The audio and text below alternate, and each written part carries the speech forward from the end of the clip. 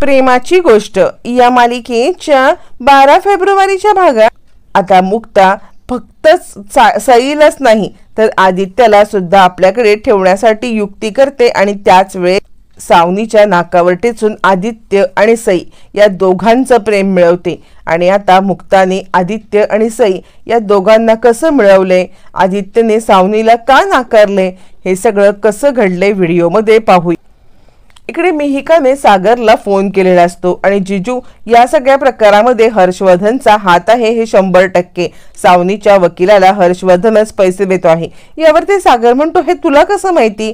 यावरती मिहिका म्हणते अनफॉर्च्युनेटली आम्ही दोघं जण एकाच घरात राहतो ना, त्यामुळे गोष्टी मला कळतात। आणि तुम्हाला माहिती आहे का, मला हर्षवर्धनच्या पॅन्टमध्ये सावनीचं हॉटेलचं बिल भरल्याची सुद्धा रिसिट मिळालेली होती आणि त्यामुळे मी कॉन्फिडेंटली सांगू शकते की हे सगळं काम आहे ना हे फक्त आणि फक्त हर्षवर्धनचं आहे। मुक्ताताईला आणि तुम्हाला त्रास देण्यासाठी हर्ष हे सगळं करतोय आणि त्यामुळे तुम्ही जरा अलर्ट राहा असं म्हणत आता इकडे मिहिका अलर्ट करत असते सागरला। आणि आता हर्ष किती वाईट आहे किंवा हर्षने हे सगळं कारस्थान कसं केलंय हे सांगत असते। आणि त्यानंतर ती म्हणते काय झालं, ताईची तब्येत बरी आहे ना। यावरती आता इकडे सागर सांगत असतो हो नको काळजी करूस, हळूहळू ताई आता बरी होती आहे असं म्हणत तो आता तिला समजावून सांगत असतो। तोपर्यंत मिहिका फोन ठेवते आणि फोन ठेवत ती स्वतःलाच त्रास करून घेत असते। काय घडलं हे, म्हणजे ज्या वेळेला ताईला माझी सगळ्यात जास्त गरज होती त्यावेळेला मी काहीही करू शकले नाही। ताईला ज्या वेळेला मी आता पाठीशी सपोर्ट करायला उभं राहिला होतं तेव्हा मूर्खासारखी कमी पडलीस मिहिका, तुझं हे दरवेळेचं आहे असं म्हणत ती स्वतःलाच दोष देत असते। तोपर्यंत सागर फोन ठेवतो आणि मुक्ताच्या इकडे येऊन बसतो। ज्या वेळेला सागर मुक्ताच्या इथे येतो तिच्या डोक्यावरच्या पाण्याच्या पट्ट्या बदलत असतो जेणेकरून मुक्ताचा ताप हा पटकन उतरेल आणि आता मुक्ता बरी होईल। मिहिका स्वतःलाच दोष देत असते, काय घडलं हे सगळं, का वागलीस मिहिका तू असं, म्हणजे ज्या वेळेला मुक्ताताईला तुझी ठामपणे उभी राहण्याची पाठीशी गरज होती त्याच वेळेला ऐन वेळेला तू माघार घेतलास ना मिहिका, थू आहे तुझ्या जिंदगानीवरती असं म्हणत ती चिडलेली असते, स्वतःलाच चिडून घेत असते। आणि तोपर्यंत इकडे सागर मात्र मुक्ताला शुद्धीवरती आणण्यासाठी त्याला जे काही करता येईल ते करण्याचा प्रयत्न करत असतो। त्याच वेळेला आता इकडे सई येते आणि मुक्ताई किती ताप आहे तुला। मुक्ता म्हणते बाळा अगं तू आलीस पण तू नको हे सगळं करूस, तू झोप बरं। यावरती सई माऊ सांगायला लागते अगं मुक्ताई ज्या वेळेला आम्ही आजारी असतो त्यावेळेला सुद्धा तू आमच्यासाठी किती करतेस, मी आजारी पडल्यावरती माझ्या उशाला कंटिन्युअसली तू येऊन बसून राहतेस आणि आत्ता जर का तुला माझी गरज आहे तर मी इथून जाईन का, बिलकुल नाही, काही झालं तरी सुद्धा मी इथून जाणार नाहीये, मी तू बरी झाल्याशिवाय इथून कुठून हलणार नाहीये। यावरती मुक्ता म्हणते सई माऊ राहू दे, तू या पट्ट्या बदलण्यापेक्षा माझ्या कुशीत ये, लवकर ये म्हणजे मला लवकरात लवकर बरं वाटेल असं म्हटल्यावरती मुक्ता आता ये ना कुशीत ये असं म्हणत सईला कुशीत घेण्याचा प्रयत्न करते पण तो तिचा भास असतो कारण सईला ऑलरेडी सावनी आता घेऊन गेलेली असते। त्यामुळे मग मात्र आता इकडे मुक्ताची निराशा होते आणि सई माऊ असं ती आता बोलायला लागते। तोपर्यंत तिकडे आता सागर येतो, मुक्ता भानावरती या, काय झालंय। यावरती मुक्ता आता सांगायला लागते माझी सई माऊ कुठे आहे असा आता मुक्ताचा एकच जयघोष चाललेला असतो। आणि हे सगळं त्रास ज्या वेळेला मुक्ताला होत असतो त्यामुळे सागरला पण त्रास होत असतो पण आता मुक्ता बरं होण्याचं काही नाव घेत नसते। या सगळ्या प्रकारामध्ये मुक्ताची तब्येत जास्त बिघडत चाललेली असते, मला सई माऊ पाहिजे, मला फक्त माझी सई माऊ पाहिजे इतकंच तिच्या तोंडून आता शब्द निघत असतात। सागर म्हणतो काळजी करू नका, आपण सई माऊला काहीही करून आणण्याचा प्रयत्न करायचा आहे, तुम्ही स्वतःला त्रास करून घेऊ नका असं म्हणत सागर तिला आपल्या परीने समजवण्याचा प्रयत्न करत असतो। आणि आता तिला मात्र काही कळत नसतं, माझी सई माऊने खाल्लं असेल का, माझी सई माऊ तिकडे व्यवस्थित असेल ना, काय घडत असेल असं म्हणत ती आता स्वतःलाच त्रास करून घेत असते। त्यावरती सागर म्हणतो मी तुम्हाला सांगितले ना सईला काहीही होणार नाहीये, आपण जोपर्यंत तुमच्या पाठीशी ठाम आहे ना तुम्ही काळजी करू नका, सई आपली सुखरूप आहे असं म्हणत आता इकडे तो तिला समजवण्याचा जरी प्रयत्न करत असला तरी सुद्धा त्याला सुद्धा या सगळ्यामध्ये विश्वास नसतो की कशा पद्धतीने सावनीच्या इथून आता आपण सईला आणायचं आहे। तो मुक्ताच्या अंगावरती पांघरून टाकतो आणि तिला झोपायला सांगतो। इकडे तोपर्यंत मुक्ताच्या डोक्यामध्ये सगळ्या जुन्या आठवणी पिंगा घालत असतात।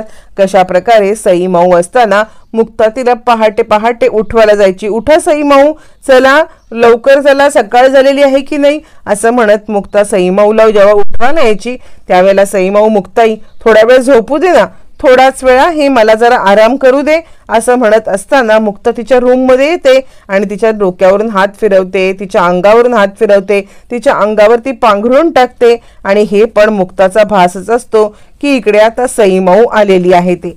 आणि मुक्ता तिच्याच इकडे कुशनला मिठी मारून मुक्ता झोपण्याचा प्रयत्न करत असते।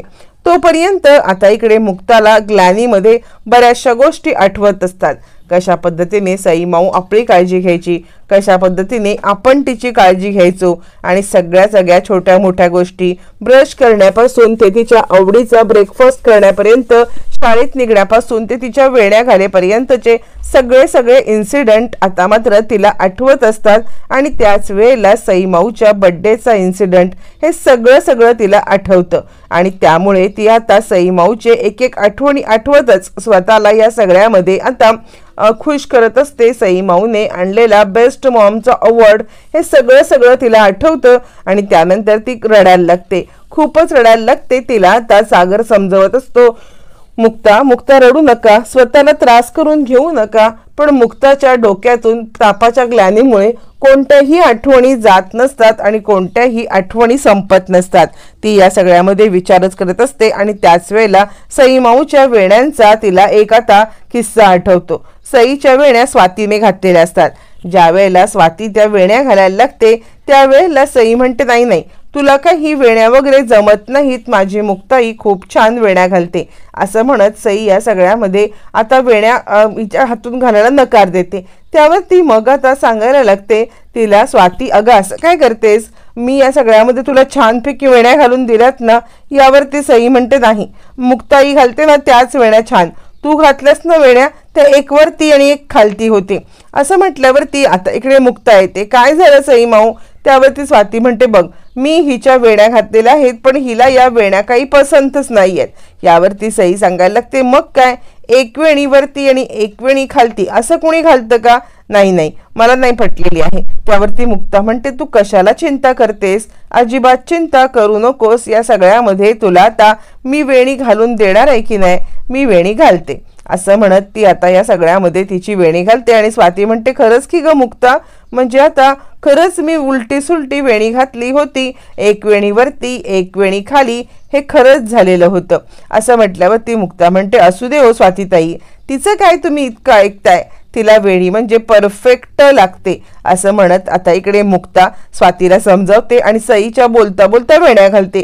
ज्या वेळेला मुक्ताने सईच्या वेण्या घातलेल्या असतात ती सईला सांगायला लागते, काय सई माऊ बरोबर आहेत या वेण्या, आता कशा वाटल्या तुला। यावरती सई सांगते, हो आता व्यवस्थित वेण्या झालेल्या आहेत, मुक्ताई तूच माझ्या यापुढे रोज वेण्या घालत जा, कळलं असं म्हटल्यावरती आता इकडे मुक्ता सांगायला लागते, बाळा तू काळजी करू नकोस, मीच तुझ्या रोज वेण्या घालणार आहे, कुठे जाणार आहे मी वेण्या न घालून, इथेच आहे की नाही, मग मीच तुझ्या रोज वेण्या घालणार असं म्हणत मुक्ता तिला समजवत असते। पण ह्या सगळ्या आठवणी मुक्ताला आठवत असतात आणि तापामध्ये फणफणलेली मुक्ता आता या सगळ्यामध्ये विचार करते, कधी सई माऊची आणि माझी भेट होईल, कधी मी एकदाची बरी होईन आणि सई माऊला भेटेन। इकडे सागर सांगत असतो, मुक्ता तुम्ही मनामधले सगळे विचार काढून टाका, काही झालं तरी सुद्धा हे बघा सगळं ठीक होणार आहे, तुम्ही स्वतःला त्रास करून घेऊ नका। यावरती मुक्ता म्हणते, काय ठीक होणार आहे, काही ठीक होणार नाहीये, मला खरंच खूप चिंता वाटायला लागलेली आहे।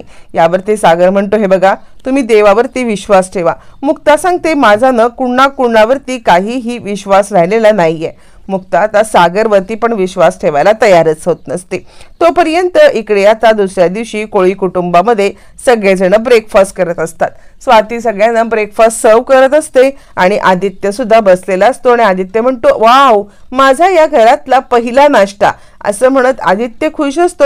आदित्यला या सगळ्यामध्ये अजूनही गोष्टी माहिती नसतात की सईला सावनी घेऊन गेले किंवा घरामध्ये काय तमाशा झालाय हे त्याला काहीही माहीत नसतं आणि तो मात्र नाश्त्याची तारीफ करत असतो. त्यावेळेला स्वातीला, इंद्राला दोघींना सुद्धा आता सईची आठवण येते आणि सईने काही खाल्लं असेल का, या सावनीने काही तिला खायला करून दिलं असेल का, खरंच आमची सई माऊ काय अवस्थेमध्ये असेल असं आता दोघींच्याही मनामध्ये येत असतं. इकडे मात्र आदित्यच्या समोर आता इकडे चिडलेली इंद्रा काही ना काही बोलायला लागते.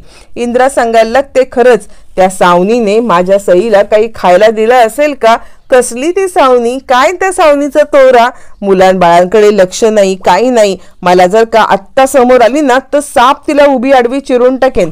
यावरती मग आता स्वाती सांगायला लागते, तर काय म्हणजे हिला काय गरज होती ग सईला आणि मुक्ताला वेगळं करायची, इतक्या नीच पातळीवरती कुणी कधीतरी खाली उतरतं का, पण नाही, सावनीला तेवढंच खाली उतरायचंय. काही झालं तरी सुद्धा ही सावनी ना तिच्या आयुष्यात कधी कधी सुखी होणार नाहीये असं म्हणत मात्र आता इकडे सगळेच जण सावनीवरती तुटून पडलेले असतात, सावनीवरती चिडलेले असतात आणि सावनीचा राग करत असतात.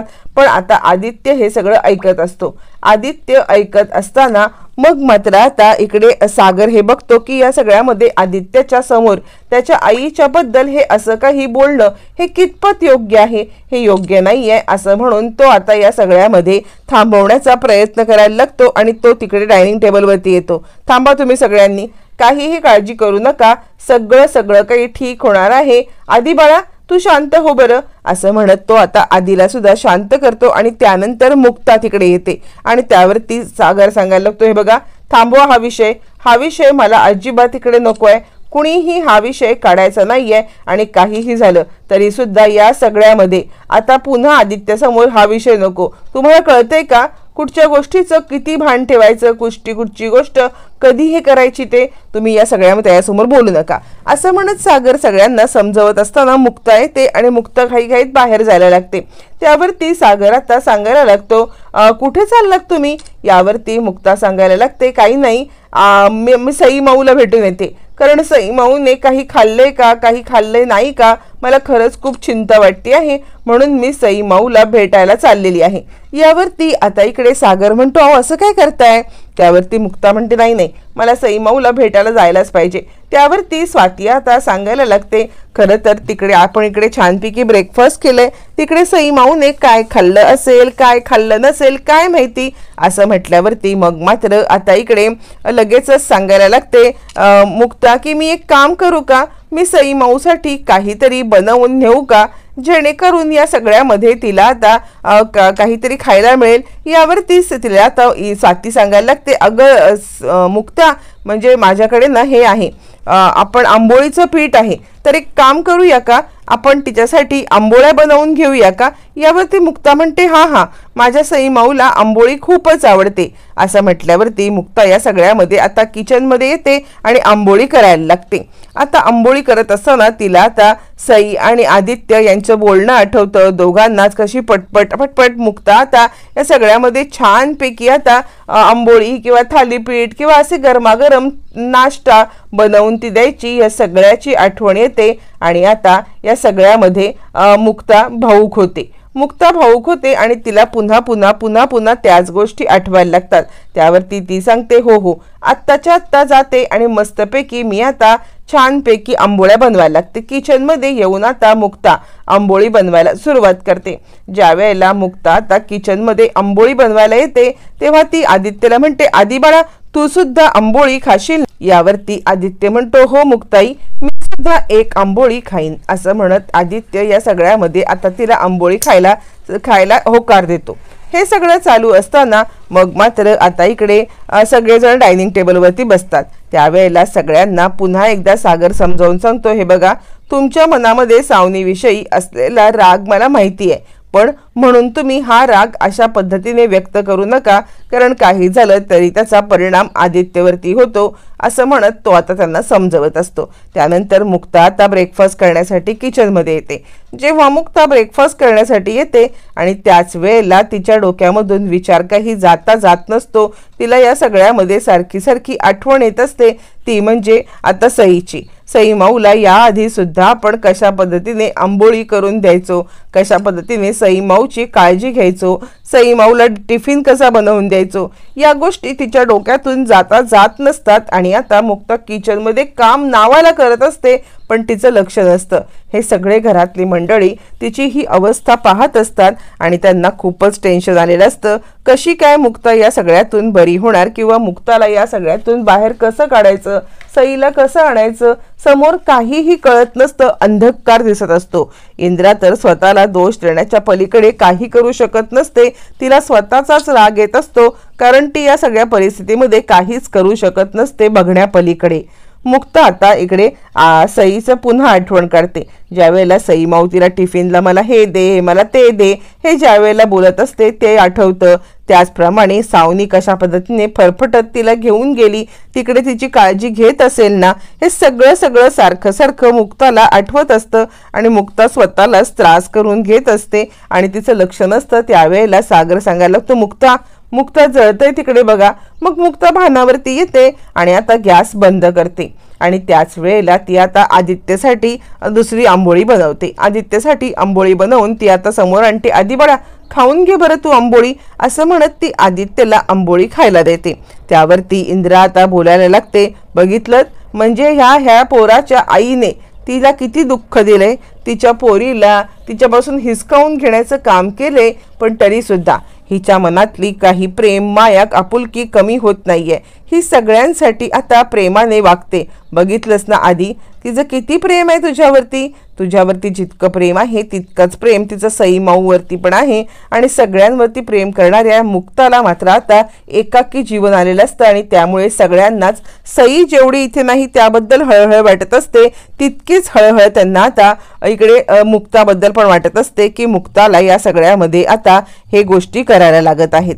सगळेच जण खूप उदासपणे नाश्ता करत असतात, यांत्रिकपणे सगळी कामं चालू असतात आणि त्याच वेळेला सागर सांगत असतो, हे बघ आदित्य बाळा, तुला ज्या काही गोष्टी हव्यात त्या तू सांग बरं का, जा आणि तुझ्या रूम मध्ये, असं म्हणत तो आदित्यला रूम मध्ये पाठवतो। आदित्य रूम मध्ये गेल्यावरती मग आता इकडे सागर येतो आणि आता तो इंद्राला सांगतो, हे बघ आपल्या सगळ्यांच्या मनामध्ये सावनीविषयी खूप राग आहे, सावनीविषयी फार काही चांगली भावना नाहीये, पण तरी सुद्धा आपण या सगळ्यावरती कंट्रोल करायला शिकलं पाहिजे।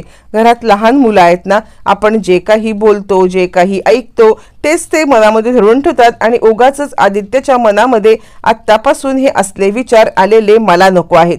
म्हणून मला काय वाटतं की आपण या सगळ्यामध्ये विचार करून बोलूया आणि त्याच्या समोर तर अजिबात त्याच्या आईविषयी काहीच नको बोलूया।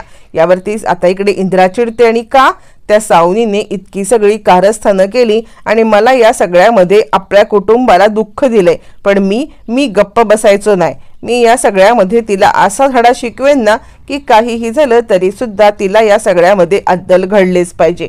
इंद्राचं काही ना काहीतरी चालूच असतं। तोपर्यंत सागरला आता फोन येतो, तो म्हणजे त्याच्या वकिलांचा फोन आल्यावरती आता इकडे सागर म्हणतो, हा बोला। त्यावरती वकील म्हणतात, तुम्ही काळजी करू नका, मी पोलिसांना सगळे पेपर सबमिट केलेत, त्यामुळे मुक्ता मॅडमना पोलीस स्टेशनला हजेरी लावायचं खरंच काही कारण नाहीये, तुम्ही काळजी करू नका। यावरती सागर म्हणतो, ग्रेट न्यूज, बरं झालं तुम्ही या सगळ्यामध्ये हे काम केलं, तुमचे जितके आभार मानावे तितके कमी आहेत। यावरती ते वकील सांगायला लागतात, हे बघा घाई करू नका, कारण ना एक जशी गुड न्यूज आहे ना तशीच एक बॅड न्यूज सुद्धा आहे। त्यावरती सागर म्हणतो, बॅड न्यूज, काय बॅड न्यूज आहे? त्यावरती आता इकडे सांगायला लागतात वकील, ज्याप्रमाणे मुक्ताला पोलीस स्टेशनला जायची गरज नाही ना, त्याचप्रमाणे त्यांना सईची भेट सुद्धा नाकारण्यात आलेली आहे। म्हणजे सावनीने कंप्लेंट केल्यामुळे आणि त्या आता सईला घेऊन पळून गेलत असल्यामुळे आता सईची आणि त्यांची भेट सुद्धा कोर्टाने नाकारले, असं म्हटल्यावरती आता मात्र सागरला धक्काच बसतो। तोपर्यंत मुक्ता येते आणि सागर चला निघायचं ना आपण, असं म्हणायला लागते। तोपर्यंत सागर तिला समजवत असतो, थांबा मुक्ता, नाही आपण नाही जाऊ शकत। यावरती मुक्ता म्हणते, काय बोलताय तुम्ही, याला काय अर्थ आहे? मला माझ्या सई माऊला भेटायला जायचं आहे, त्यावरती आता इकडे आदित्य सांगायला लागतो, मला आत्ताच वकिलांचा फोन आला होता. सागर सांगतो, वकिलांचा फोन आल्यामुळे त्यांनी सांगितलेलं आहे की काहीही झालं तरी सुद्धा या सगळ्यामध्ये आता आपण जाऊ शकत नाही आहोत, आपण इकडेच थांबायचं आहे. सईची भेट नाकारले. यावरती मुक्ता चिडते, असा कशा पद्धतीने ते मला सईची भेट नाकारू शकतात? ते काही नाही सागर, आपण जाऊया असं म्हणत मुक्ता हट्टाला पेटते. कोणतंही कोर्ट, कोणताही कागद तिची आणि सईची आता इकडे ताटातूट करू शकत नसतो, हे मात्र खरं असतं. त्यामुळे मुक्ता हट्टाला पेटते आणि सागर सोबत जायला निघते. सागर समजवत असतो, मुक्ता काही ऐकत नाही. तिला आता स्वाती पण सांगत असते, पण मुक्ता काही ऐकत नाही आणि फायनली ती सावनीकडे येते.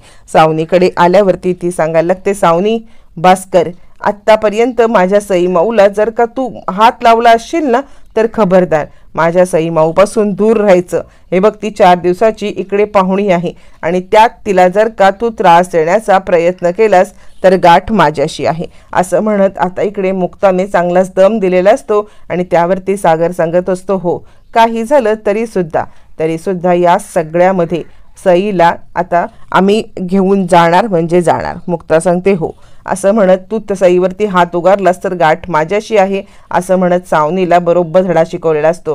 त्यानंतर मग आता सागर मुक्ताला म्हणतो, काय करायचं आहे आपण, कशा पद्धतीने सईला आणायचं? त्यावरती मुक्ता सांगते, आता काहीही झालं तरी मी हार मानणार नाही आहे. सई माऊ माझी आहे आणि ती माझ्या ताब्यात येणार म्हणजे येणारच असं म्हणत मुक्ताने आता इकडे निर्धार केलेला असतो. मुक्ताने निर्धार केला असला तरी आता गोष्टी कशा पद्धतीने संपन्न होणार, कशा पद्धतीने मुक्ता या गोष्टी आता पूर्ण करणार, हे मात्र पाहणं फारच रंजक ठरणार.